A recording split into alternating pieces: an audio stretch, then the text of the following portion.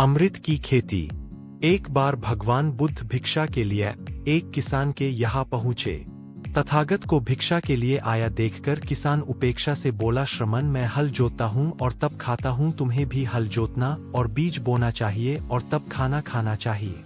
बुद्ध ने कहा, महाराज, मैं भी खेती ही करता हूँ। इस पर किसान को जिज्ञासा हुई। बोले, गौतम, न तुम्हारा हल देखता हूँ, न बैल और नहीं खेती के स्थल, तब आप कैसे कहते हैं कि आप भी खेती ही करते हैं? आप कृपया अपनी खेती के संबंध में समझाए। बुद्ध ने कहा, महाराज, मेरे पास श्रद्धा का बीज, तपस्या रूपी वर्षा, प्रजा रूपी जोत और हल है, पाप भीरुता का दंड है, विचार रूपी रस्सी है, स्मृति और जागरूकता रूपी हल की फाल और पेनी है। मैं वचन और कर्म में संयत रहता हूँ। मैं अपनी इस खेती को बेकार घास से मुक्त रखता हूँ और आनंद की फसल काट लेने तक प्रयत्नशील रहने वाला हूँ। अप्रमाद मेरा बैल है, जो बाधाएं देखकर भी पीछे मुंह नहीं मोड़ता है। वह मुझे सीधा शांति धाम तक ले जाता है।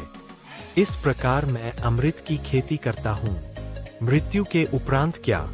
एक बार बुद्ध से मलुक्य पुत्र ने पूछा, भगवान, आपने आज तक यह नहीं बताया कि मृत्यु के उपरांत क्या होता है। उसकी बात सुनकर बुद्ध मुस्कुराए।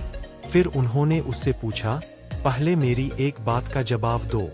अगर कोई व्यक्ति कहीं जा रहा हो और अचानक कहीं से आकर उसके शरीर में एक विषबुझा बाण घुस जाए तो उसे क्या करना चाहिए? पहले शरीर में घुसे बाण को हटाना ठीक रहेगा या फिर देखना कि बाण किधर से आया है और किसे लक्ष्य कर मारा गया है? मलुक्य पुत्र ने कहा, पहले तो शरीर में घुसे बाण को तुरंत निकालना चाहिए, अन्यथा विष पूरे शरीर में फैल जाएगा। बुद्ध ने कहा, बिल्कुल ठीक कहा तुमने। अब यह बताओ कि पहले इस जीवन के दुखों के निवारण का उपाय किया जाए या मृत्यु की बाद की बातों के बारे में सोचा जाए? मलुक्य पुत्र अब समझ चुका था और उसकी जिज्ञासा शांत हो गई। बुद्ध ने कहा, सबका हित करो। एक दिन एक व्यक्ति बुद्ध के पास पहुंचा। वह बहुत अधिक तनाव में था। अनेक प्रश्न उसके दिमाग में घूम घूम कर उसे परेशान कर रहे थे, जैसे आत्मा क्या है? आदमी मृत्यु के बाद कहा जाता है? सृष्टि का निर्माता कौन है?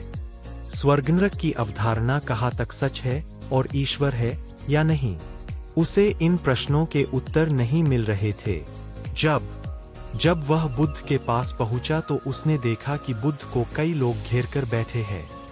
बुद्ध उन सभी के प्रश्नों व जिज्ञासाओं का समाधान अत्यंत सहज भाव से कर रहे हैं। काफी देर तक यह क्रम चलता रहा, किंतु बुद्ध धैर्य पूर्वक हर एक को संतुष्ट करते रहे। बेचारा व्यक्ति वहां का हाल देखकर परेशान हो गया। उसने सोचा कि इन्हें दुनियादारी के मामलों में पड़ने से क्या लाभ। अपना भगवत भजन करें और बुनियादी समस्याओं से ग्रस्त इन लोगों को भगाए। किंतु बुद्ध का व्यवहार देखकर तो ऐसा लग रहा था मानो इन लोगों का दुर्हक उनका अपना दुर्हक है। आखिर उस व्यक्ति ने पूछ ही लिया, महाराज, आपको इन सांसारिक बातों से क्या लेना देना? बुद्ध बोले, मैं ज्ञानी नहीं हूँ और इंसान हूँ। वैसे भी वह ज्ञान किस काम का, जो इतना घमंडी और आत्मकेंद्रित हो कि अपने अतिरिक्त दूसरे की चिंता ही न कर सके। ऐसा ज्ञान तो अज्ञान से भी बुरा है।